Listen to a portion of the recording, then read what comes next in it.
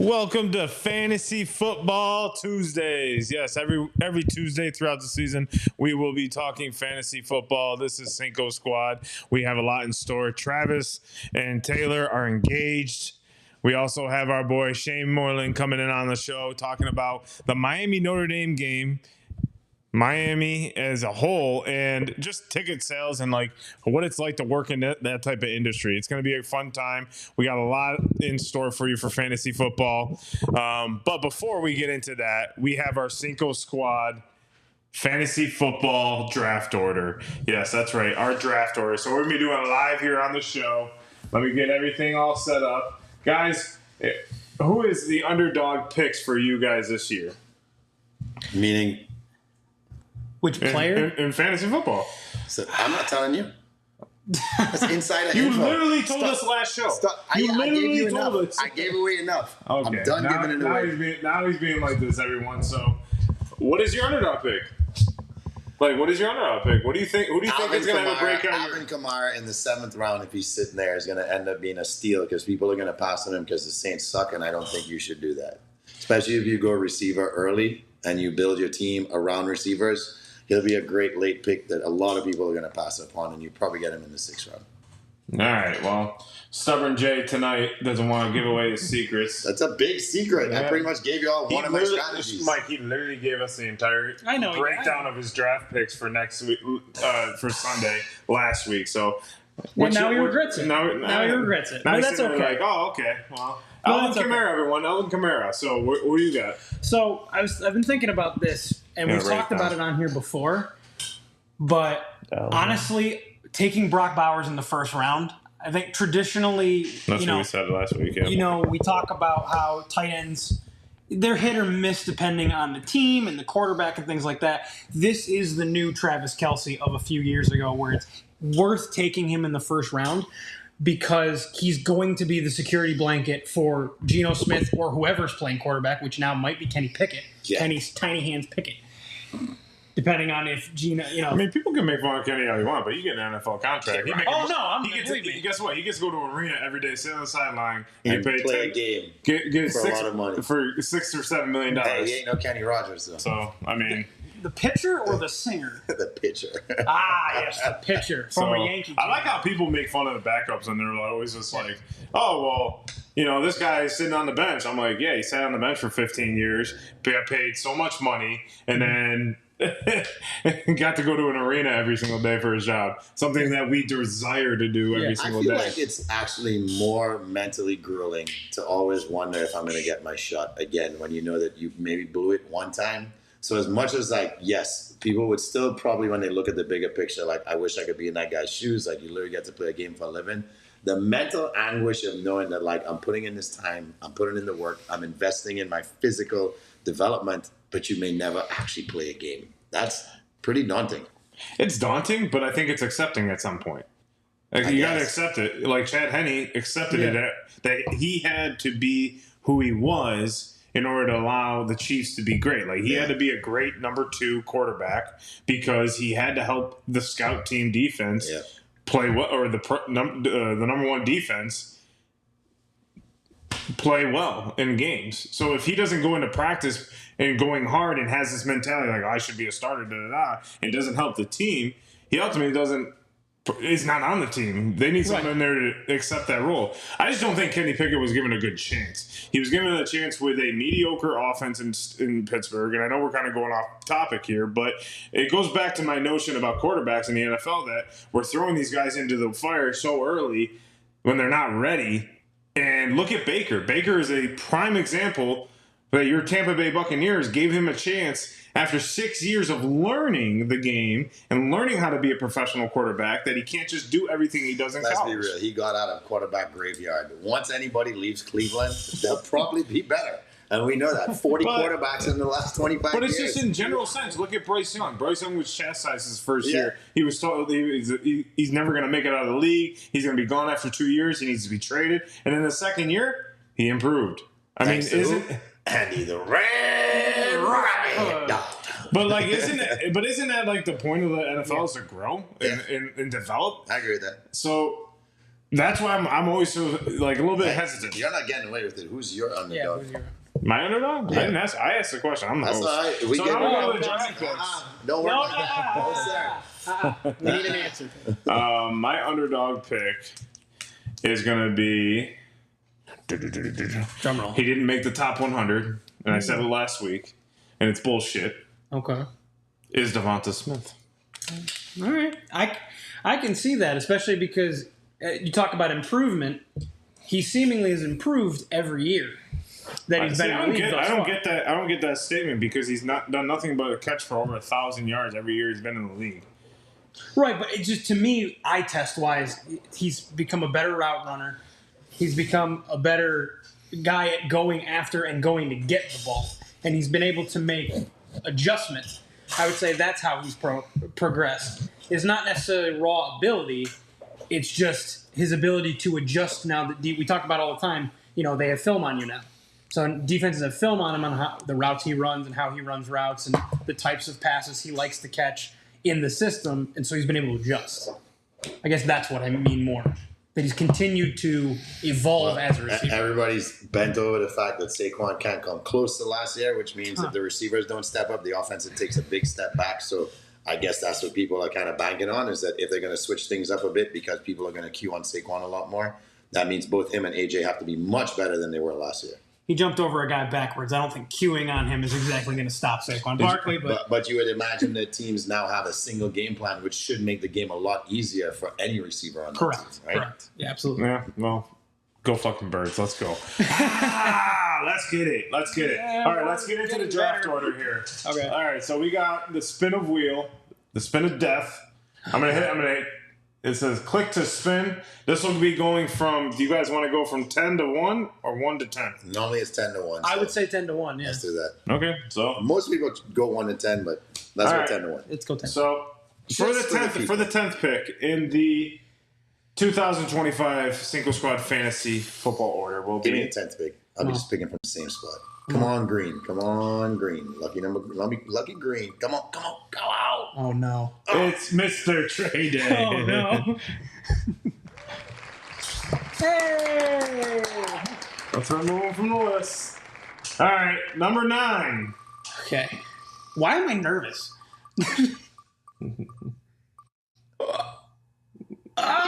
Kyle. Kyle gonna be pissed. Bye-bye, my big neighbors. Oh, That's like man. I'm not planning to take him before that. All right, here we go. Come on. Go. For the defending champion, Brandon will. Be taking at number 8. Brock Bowers.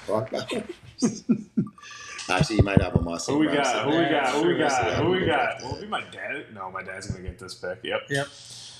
My dad with number 7th pick. Yeah. So here it is. We know who's going first off the board. Travis Kelce, number 7. It's not a bad pick. No, bro. it's actually not a what bad the fuck? Like, Travis Swift. Excuse me. Rick will be number 6. Thank you for correcting yourself.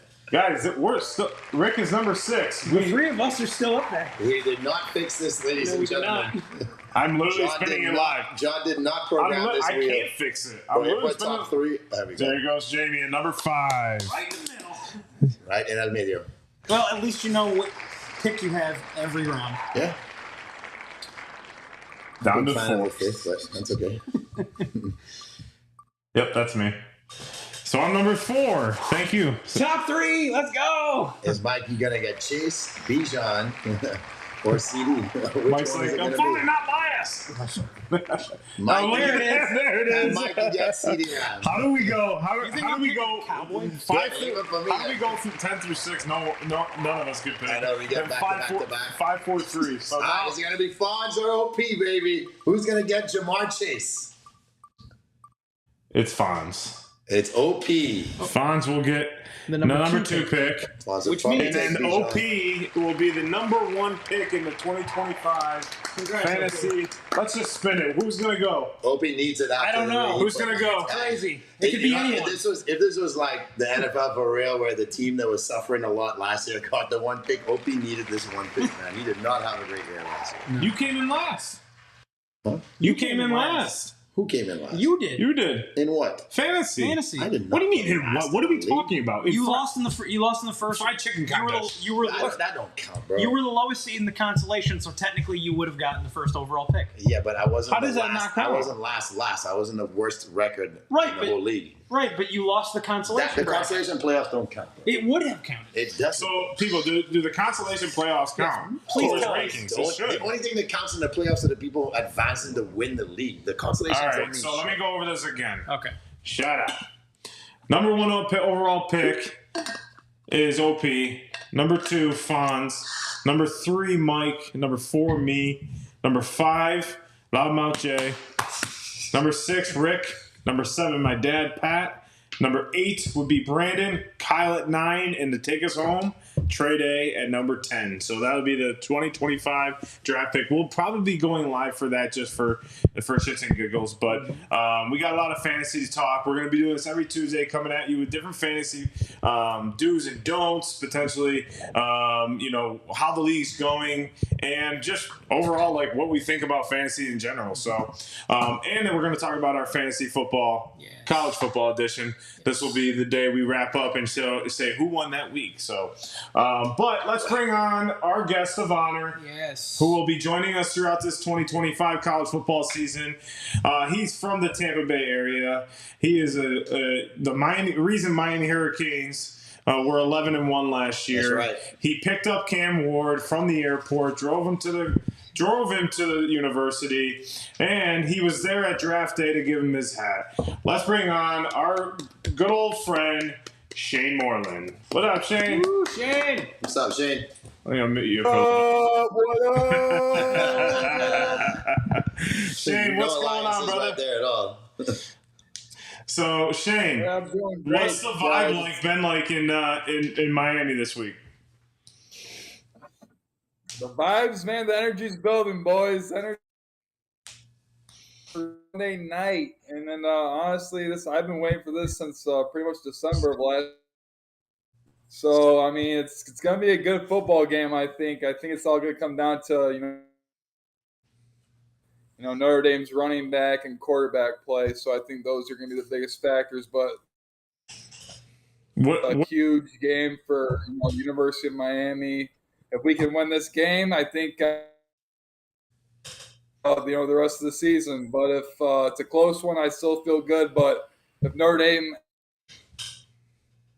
it could be another down year, I guess you could say, for the Miami Hurricanes in the past. In my opinion, last year we really weren't that good. So I think we should be a pretty good team this year. What have you seen be different as far as the hype around? Do you feel like this is it for who is it? Cristobal? Yeah, Mario Cristobal. Yeah. I mean, do you think this is like his year to kind of get the team over the hump?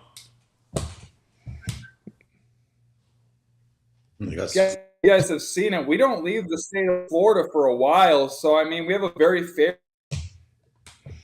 That I talked to recently, and I didn't really notice this until he pointed it out to me. And we have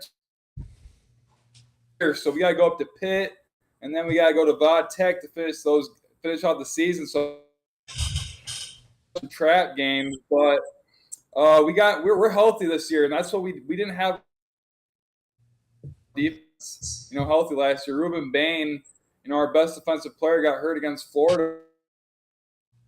So it looks like he's lost a lot of weight on the D line, so I think he's going to be a big last year. We got that new defensive coordinator from Minnesota, and I've been going to for an assistant coach. So just in practice, he's sweating more than the players. He's doing the defensive coordinator he's really bringing the energy, and I think a whole brought the last guy, in my opinion, was a little bit lazy, but with this new guy, really looks to probably wants to turn the ball over. So it's going to be an interesting. Carr can handle the pressure that I think he's going to be having to deal with from the defensive line and Ruben Bain. Shane, speaking about energy levels, a guy leaves the building that brought it every day. His reputation was first one in, last one out. Don't know if Beck is developing a similar reputation on campus, What's it feel like knowing that shift in leadership is either drastic, or are people saying good things about your new quarterback taking the lead of this team? Yeah, I mean, from what I'm hearing, he's not even worried about girls or having a girlfriend right now, and I'm serious about that. I heard he's his personal life. He says he's really focused on football right now and doesn't really care about the outside. I like what I've seen so far. I haven't really seen a whole lot of deep balls being thrown by him. I've seen the schemes. It looks like a lot of cross routes were wider 5 yards in and crossing across the field really quickly. So he's throwing a lot of these cross. He's making a lot of good throws so far, but I still haven't seen what that surgery is going to do for him. So his leadership's looking good so far, but we had a lot of good weapons in the wide receivers. So he's coming into a good offense already. And then tell us a guy we don't know yet that we will know by the end of the season. What's a name we're all going to know by the end of the year? I mean, we got this freshman named Malachi Tony. Love him. Really high for and he's not that tall, but he's got a lot of offensive side. If he catches, he's like a Tyreek Hill almost. So if we can, very very special player for us just as a freshman. But his name's Malachi Tony. We call him kind of like a Tyreek Hill type of player. Bubba doesn't know if he agrees with you right now because I think Bubba doesn't agree with you. That comparison to Tyreek Hill has Bubba a little bit worked up here. He's like, "Now I'm the man in Miami. Don't you get talking about Tyreek?" So Shane, take us behind the scenes a little bit with and we understand that there's things you can and can't talk about, but like take us behind the scenes with being in ticket sales and whatnot, and how that has kind of changed over the years. Where like you used to go to the gates and buy them and everything. Now everything's on the app. Now everyone's gonna buy them through third party. Like, what's that like for you as someone in this industry? And give you the floor a little bit to talk about this, because I know we'll be coming back to you throughout the season talking about just what it's like this year for Miami, depending on how they do and stuff like that. Yeah, so obviously you know how it is. Everyday people, family, friends, and like what you were doing at iHeart. That's a lot of what I do for suite sales. I focus on selling suites. Nice. So I businesses and companies every day and trying to get them to sign up for a suite rental or for the full season or just their employees, because there's a lot of benefits to it. So that's my businesses and companies out for just to come out and enjoy the game and bring out clients. It's not that hard because in Miami a lot of people have money, so you just got to make sure you're looking at the right people and things like that. But you obviously have your database already with past season leads coming in constantly through like iHeartRadio. They're filling out a web form. They're calling in on.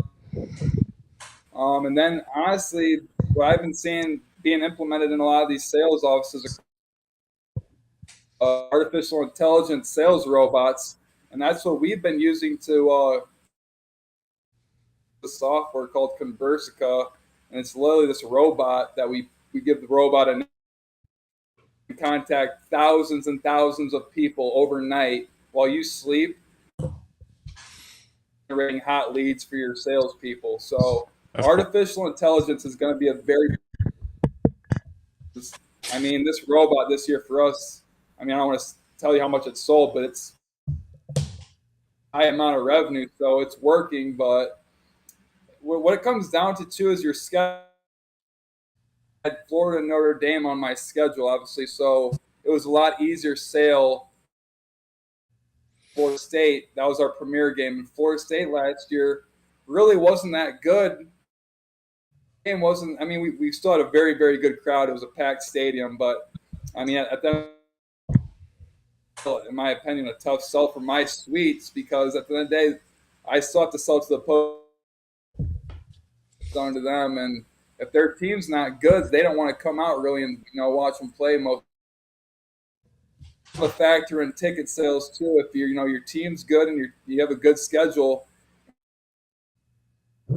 is to try to find a team that does have a good home schedule or a new stadium, because I think there's a lot of good opportunity for business. Though their sales reps that may have already been there for a while, they already have the pipeline, they already know a situation like I said, a new stadium build, a team that just got signed, or a very strong home schedule. I think people that want to get into sports, that's what you should be looking at. Okay. Mike, what you got for us?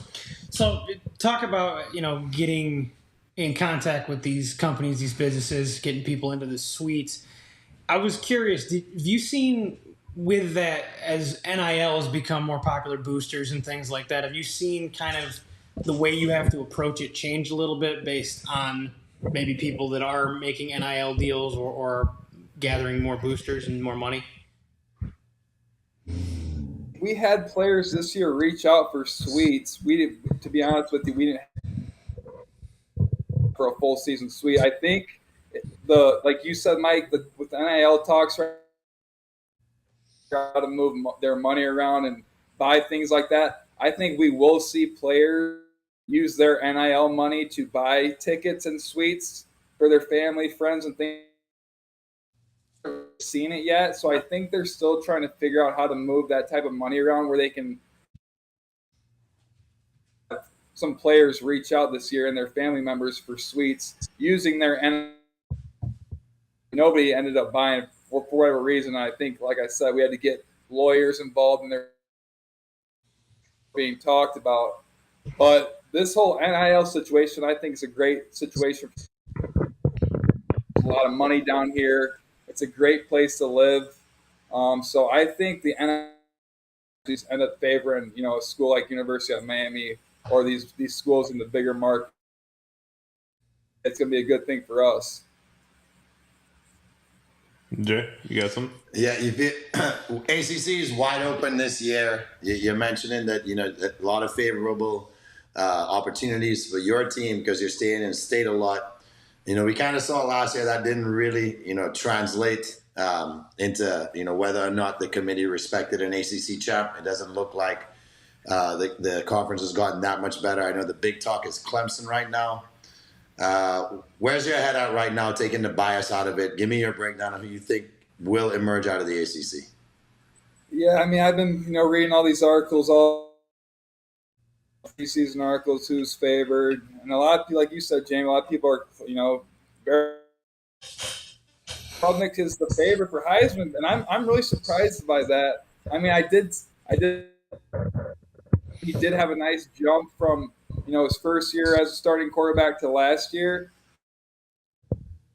Look at it. So I mean, the growth was there. So I don't want to say like he's not improving or he's not doing more from Klubnik.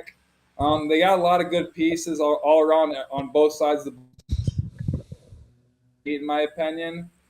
But if our defense can come on and make a statement against, I think honestly we're going to be the team to beat. It's going to come down to September for the University of Miami. With 3-1 and that one loss is a close one, or 4-0. I think I can see why they favor them. They have Klubnik coming back. Dabo Swinney's a great coach. It could be another good one. I was surprised they only had, what was it, one loss last year. So I think that was a big reason why Miami didn't end up getting in the playoff last year. Football game. So I don't think we're going to see a situation like that this year where you see a lot of 2 losses. I think we're going to see a lot more teams this year with 3 losses. So I think University this year, but it's going to come down to September. If we come out this and we play good the whole month of September, I think we're going to put everybody on notice, and we should be. Go ahead, Mike. Yeah.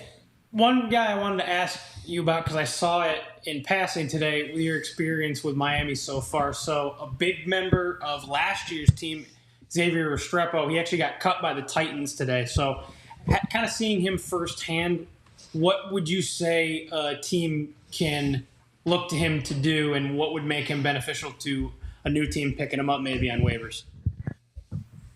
I mean, he always reminded me of kind of like a Wes Welker type. Mm-hmm. He's not the type of guy that's going to catch the ball and explode like I'm going to bring. He has some of the best hands I've ever seen. He was a big reason why we shouldn't have, because a lot of the catches that he had last year were in very, very important situations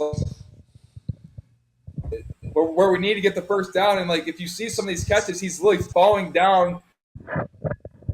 For Restrepo, I think there's a team out there that needs to pick him up because he has some of the, not the fastest guy, but like I said, he's very good at route running and he has good hands. And then, you drop balls all the time, and the balls are getting laser thrown at you. So you want to catch those balls when they're coming at you, because I see too many drop balls nowadays by some of these guys. Once you throw the ball to him, you can almost guarantee he's going to hang on to it. But with John Laster game, so I mean, he has good hands when it comes to catching, but better. I think it's what's shown in the NFL rosters is that you got to be a multifaceted player. A lot of those Wes Welker type are not existent anymore because they're not setting these guys up for kills anymore. Wes Welker made his career off of getting set up for a kill. I think Restrepo will make a team, will make a practice squad potentially. He was pretty solid with Miami the way I watched him last year. Shane, first met you said your favorite team in college football is that Notre Dame Fighting Irish. How hard has it been this week to kind of put your fandom aside and say, go you? You know I'd ask. Yeah, hey, man, I'm not going to lie. Roller coaster the last 2 weeks. I really mean that. Like, yeah. I've been happy. I've been depressed. I felt every single emotion. Not to keep that Notre Dame thing going on here where you didn't want to make you feel too low on that. Damn, I can't really big him up here. Mikey's going to do it for you, so don't worry about it. We got a die hard right here. Irish to the core, Shane. You don't. It's okay. Here's the thing, though. The thing about me is, like, if I'm things with my wallet in mind. What I mean by that, what's going to make me? I look at my situation right now. If Miami wins, I still have 7 more games for me, right?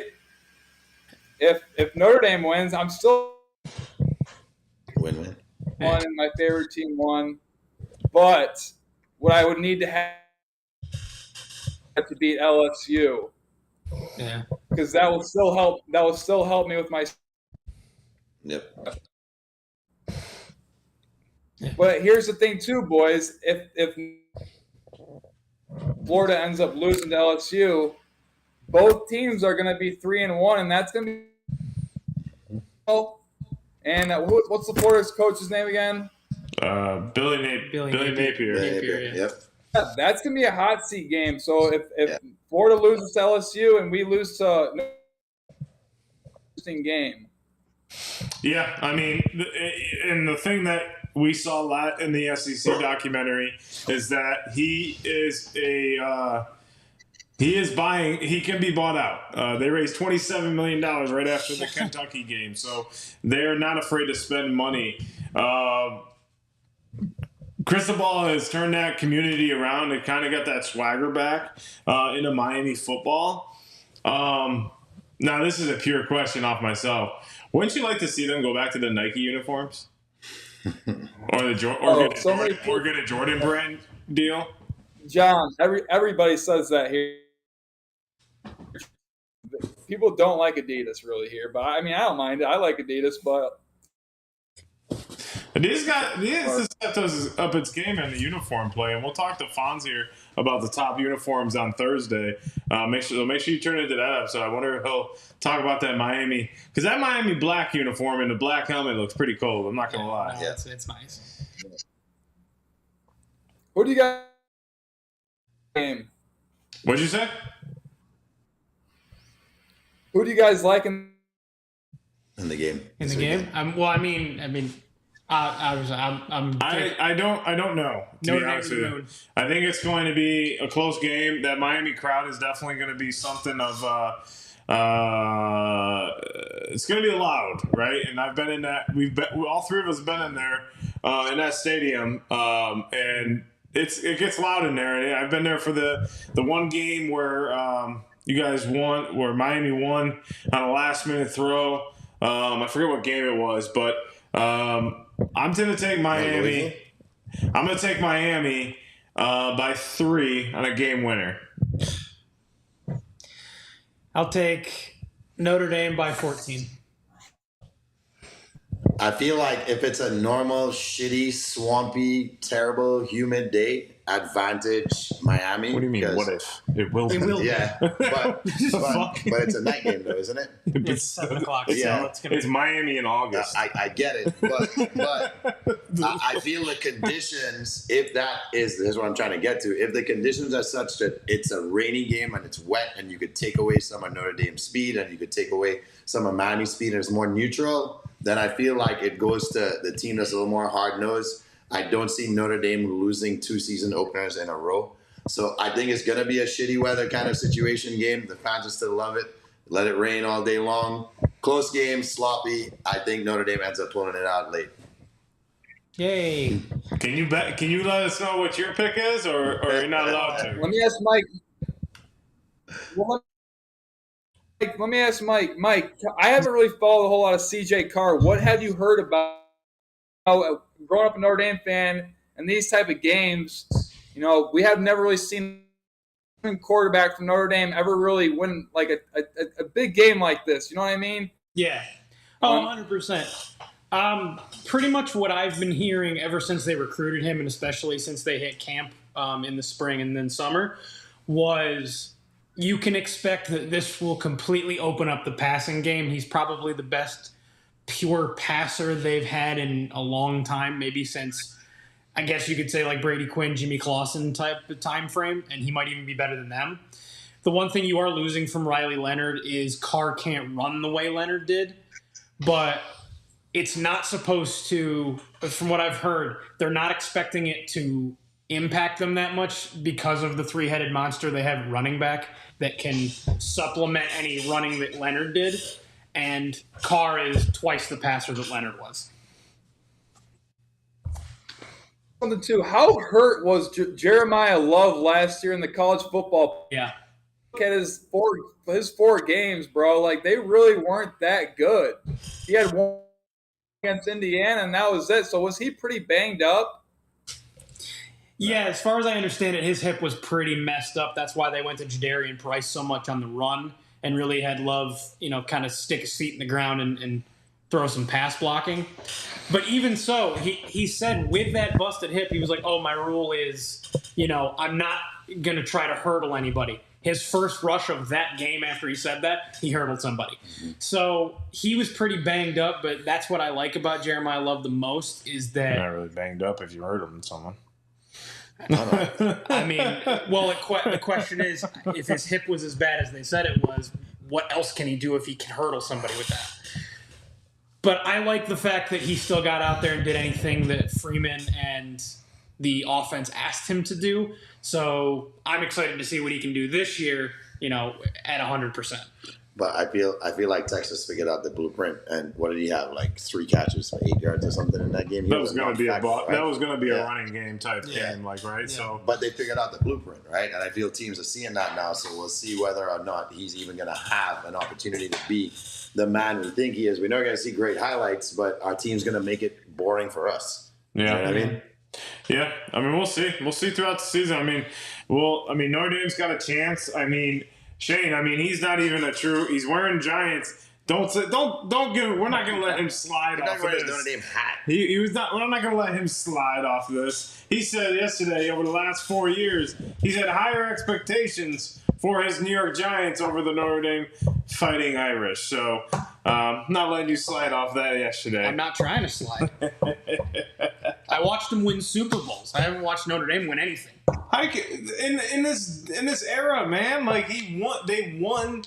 They were 11-1, 10-2, and 10-2 the last 3 years. And what did they get out of it? Right, but how do you have higher expectations for a championship team? opportunity, at least. Yeah, but how do you have higher expectations? There's a difference in championship. It's higher expectations than a team that's barely won 3 or 4 games. Right, but I know the Giants can win a Super Bowl. I've seen it happen. I've never seen Not one person on that team is still on this team from 2011. Now, what he's trying to say is, like, so if we look, let's fast forward from 2015 on, in the last 10 years, both of us are baffled that you have more faith because they've done it once, that you could see it happen again, as opposed to watching Notre Dame become relevant to the point where they get to the championship game. The Giants haven't even sniffed the NFC championship game to even be near a Super Bowl. So I feel like that's where John and I are a little confused. But like, how do you still have more faith in the Giants? Over Notre Dame football, like winning a national championship. Like right now, if you had to put your all your chips in the hat and say, okay, these 2 teams are going to win, it's either or. The Giants are going to win a Super Bowl this year. Notre Dame's going to win a national championship this year. Who are you taking? Notre Dame. That's what I'm saying. Now I'm at the point where I can comfortably say I have more faith that Notre Dame can do it than the Giants can do it. The thing is, you have to understand also, before we got to this playoff format, Notre Dame was going to have to Win out. to win out and pretty much go undefeated to get an opportunity to go to the national championship game. And the one time they did, they got smoked. And so that's been held against them for years. Right, but I was just saying the last 4 years. Like the last 4 years, they were in the college football playoff, and they were in the college football playoff last year and won, and actually made it to the championship. Right. So exactly. So now that I've seen them do that, I have more faith that they can. It just goes back to the fact is that as well that I don't think Notre Dame's joining a conference. Why would you at this point? Because there's no point. I make the national championship game. I get to keep all the money that is supposed to go to the conference. Right. Why would I go? And it's all about money. So they're gonna go. They're gonna stay without a conference and whatnot. But it's also about seeding. I mean, they're gonna have to go the national championship game, right? But they're gonna have to go undefeated to get themselves a good road. And I think they're gonna run into a problem. I'm telling you, it's too coincidental that the NBC deal ends as soon as the ACC deal ends for basketball. Not really. That's just when it ends. Like you can't like. I'm with Mike there. No, because that's how when it did. Like no, because you can. At the time that they signed that deal, they were in the college football playoff for 4. They were in for 12. Now that they made it to the national championship, had a home game, right? Won in that home game. Why would you go and collect all that money coming through? Who cares where you play after that? You get a home game. I said it from the beginning. You get that home game. That is better than anything. You get to go play in front of your crowd and go play, and then ultimately, who cares about the seeding at number 4? Number 4, you just sit out. Most of number 4, 1 through 4 seeds got eliminated. Texas got eliminated. Ohio State was the only one that moved on, I think, for out of the 1 through 4. Georgia got eliminated. But why, if you're a program, okay, I bring these 2 things. It's all about money. Right, okay, money, fine. If you're a program, money, right, why would you not want to guarantee you get at least 2 home games in the playoff? You don't. You get 1. You don't get 2 home games. You get the first round is a home game for the teams. Okay, fine. Why wouldn't you want to guarantee that you get a home game? You do. That's what I'm saying. But what did last year prove? You were home. But it didn't matter. The home teams didn't hold court, so that to me, like, it doesn't even matter that you're playing for a home game. None of those teams held home, and like all of them lost. No, not Notre Dame, except Notre Dame. Notre Dame won. But the only home game they got was Indiana. Yeah. Right. So what? They got to play at home in their first round of the game and got $22 million. Got to keep all of it. Also, versus like Ohio State, who would have to go and spread that money throughout the Big Ten. Right. Okay. So also on money. back to the TV deal. Fine. Why, if your plan was to not join a conference once the ACC, probably join the Big Ten if they're going to join a conference. Once the ACC deal was up, why do you not automatically sign another decade-long deal with NBC? When they're going to give you $97 million at least. Why do you negotiate? It'll be $1 billion. It most likely will happen here over the next couple of years. I guarantee you. I'll bet you $100 that it'll happen. But they're not going to join a conference. Shane, what do you think? I don't think they should join a conference. So I'm gonna switch it up a little bit. Seeing this is our Fantasy Tuesday, as you guys know, every Tuesday we're gonna bring you that fantasy talk. Shane, I'm sure you're playing fantasy. Just want to go through a couple of names there. Everybody's pretty much drafting this weekend. If you were smart, you would have waited till now with all the moves, all the cuts. You'd have waited till the last minute. We're having our draft on Sunday. So a couple of name ideas here. This one I know Mikey is gonna love. Well, first of all, I'll start with a really cool one. If you draft Christian McCaffrey, I think I pull McCaff. If you draft Malik Neighbors, like a good neighbors. If you go ahead and draft Bijan, Mikey, I'll let you read this one exactly how you should read it. To infinity and Bijan. Oh, come on, a little more emotion than that one. I was hoping for and Bijan. Anyways, I can't give Mikey the play here. He's not French. I love this one here by not Jamar, but Jameer Gibbs. The man in Jamira. That one's pretty cool if you guys draft him. Here's an idea for DK Metcalf, how I Metcalf your mother. And I'll just give you guys two more. If you get Najee Harris, Najee see me, Najee don't. All right. And let's get down to, I think it was down here. One of my favorites right here is if you get Jacoby Myers, Jacoby 1 Kenobi.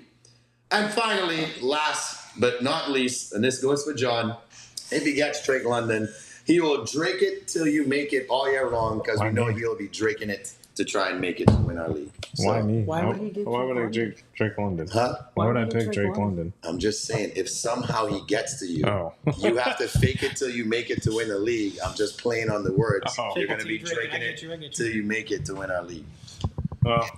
Those are always fun. Yeah. Oh, While we're arguing, he's trying to set the mood for funny.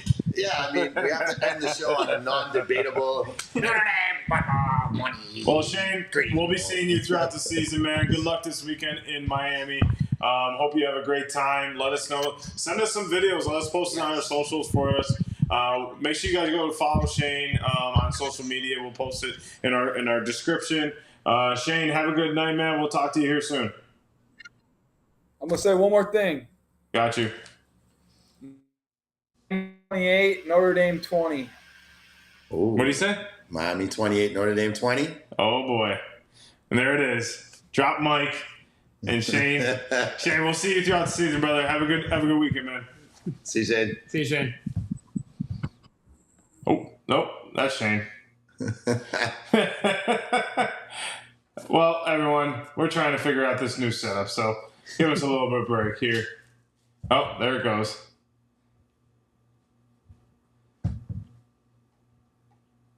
There we go. Is that the split screen we were looking for, but we couldn't get it earlier? better neighbor, like a good neighbor. Like a good neighbors. Well, as these technical difficulties happen, we will continue to grow. But we'll see you guys here next on Thursday, where we'll have Fonz on about his jerseys of the week and what he thinks is going to be the best jerseys in college football for week 1. And we'll see you guys here Thursday. At Cinco Squad Pod 05. Cinco Squad out.